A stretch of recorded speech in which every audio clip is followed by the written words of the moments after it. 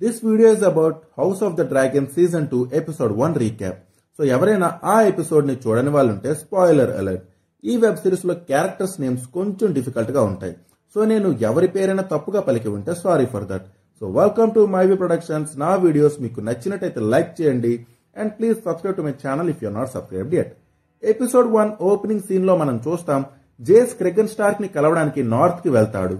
Night watch wall దగ్గర క్రెగన్ జేస్ తో కాసేపు మాట్లాడాక 2000 ఓల్డ్ సోల్జర్స్ ని ఇవ్వడానికి ఒప్పుకుంటాడు. క్రెగన్ స్టార్క్ రైనీరా కోసం యంగ్ సోల్జర్స్ ని ఇవ్వలేడు బికాజ్ వాళ్ళు కూడా ఒక బ్యాటిల్ కోసం ప్రిపేర్ అవుతుంటారు. The battle which never happened for almost 200 years. Winter is coming which is actually delayed by 200 years. అదే టైంలో వాళ్ళకి డ్రాగన్ స్టోన్ నుంచి వచ్చిన రేవంత్ జేస్ తమ్ముడు ల్యూక్ ఏమండ్ తో జరిగిన డ్రాగన్ ఫైట్ లో చనిపోయాడని తెలుస్తుంది. అది వినగానే జేస్ డ్రాగన్ స్టోన్ కి వెళ్లిపోతాడు. అక్కడ డ్రాగన్ స్టోన్ లో ఇప్పుడే రైనీస్ బ్లాకేడ్ ని సెక్యూర్ చేసే డ్యూటీని కంప్లీట్ చేసుకుని వస్తుంది. ప్రీవియస్ సీజన్ లో బ్లాక్స్ బ్లాకేడ్ ని యూజ్ చేసుకునే కింగ్స్ ల్యాండింగ్ సప్లైస్ ని బ్లాక్ చేశారు. డేమన్ వెంటనే రైనీస్ తో నాతో పద వెళ్లి ఏమండ్ ని చంపేసి వద్దాం అని అంటాడు. ఓరిని కంగారుని కాకులెత్తుకెళ్లా, ఆమెను చూస్తేనే అర్థమవుతుంది కదరా ఫుల్లుగా అలిసిపోయిందని. వెంటనే రైనిస్ డేమన్ ఆర్డర్ ని రిజెక్ట్ చేసి నాకు ఆర్డర్స్ పాస్ చేయడానికి నువ్వు నా కింగ్ వేమి కాదు అని అంటుంది. అప్పుడు డేమన్ అయినా నీకు ఛాన్స్ దొరికినప్పుడే నువ్వు ఏగోన్ తో పాటు గ్రీన్స్ అందరినీ లేపేసి ఉంటే ఇప్పుడు ల్యూక్ చనిపోయేవాడు కాదు అని అంటాడు.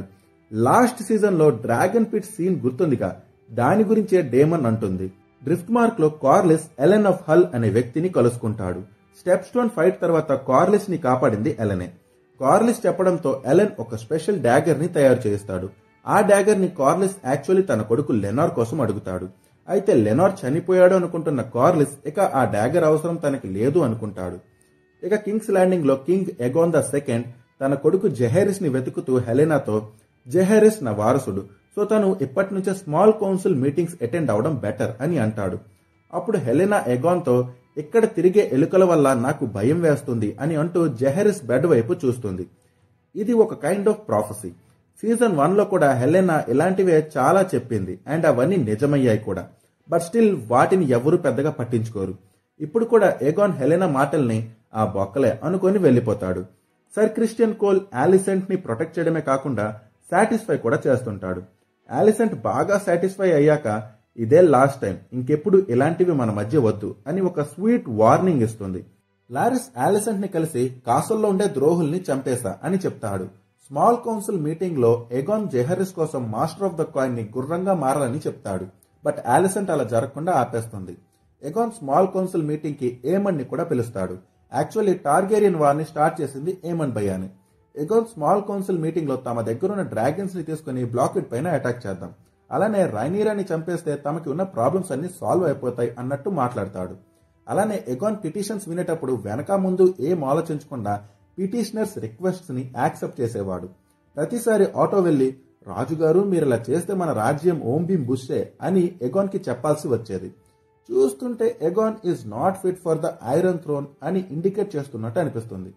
అయితే ఒక పిటిషనర్ తాము వార్ కోసం వెపన్స్ ని చేస్తామని, ఐరన్ రేట్స్ పెరిగాయి అండ్ డ్రాగన్ హంటింగ్ టూల్స్ చేయడానికి టైం పడుతుందని, సో కొంత అమౌంట్ అడ్వాన్స్ గా ఇప్పిస్తే బెటర్ అని అంటాడు.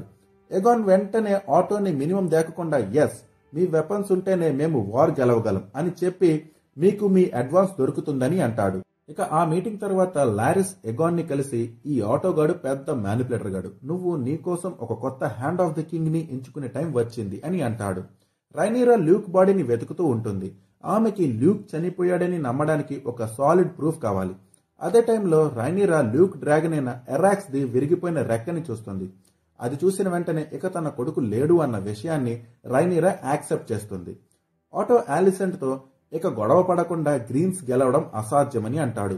అదే టైంలో ఆలిసెంట్ తనకి ఉన్నది 3 కొడుకులు అనేలా ఒక డైలాగ్ వేస్తుంది. మనం ఆల్రెడీ ఇద్దరిని చూసేశాం. డేమన్ మనుషులు వైట్ వామ్ అలియాస్ మిసారియాని పట్టుకొని డేమన్ దగ్గరికి తీసుకువెళ్తారు. లాస్ట్ సీజన్ లో ఈమె ఆటోకి సీక్రెట్ గా ఇన్ఫర్మేషన్ పాస్ చేస్తూ డేమన్ కి హ్యాండ్ ఇస్తుంది. అయితే మిసారియా డేమన్ తో పర్సనల్ గా ఏం తీసుకోకు, ఇదంతా నేను మనీ కోసమే చేశా అని చెప్తుంది. రైనీరా డ్రాగన్ స్టోన్ కి రిటర్న్ అవ్వగానే డేమన్ అండ్ రైనీస్ బ్లాకెడ్ గురించి అప్డేట్స్ ఇస్తుంటారు. బట్ రైనీరా ఒకే ఒక మాట చెప్తుంది, నాకు ఏమండ్ టార్గేరియన్ కావాలి. డ్రాగన్ స్టోన్ రాగానే జేస్ రైనీరాని కలిసి తన ఎమోషన్స్ ని కంట్రోల్ చేసుకుంటూ తాను వెళ్లిన పనిపైన అప్డేట్స్ ఇవ్వడానికి ట్రై చేస్తుంటాడు. బట్ కొంత టైం తర్వాత బ్రేక్ డౌన్ అయిపోతాడు. అప్పుడు రైనీరా అండ్ జేస్ ఒకరినొకరు హగ్ చేసుకుని తమ ఎమోషన్స్ ని ఏడుపు త్రూ కన్వే చేస్తారు.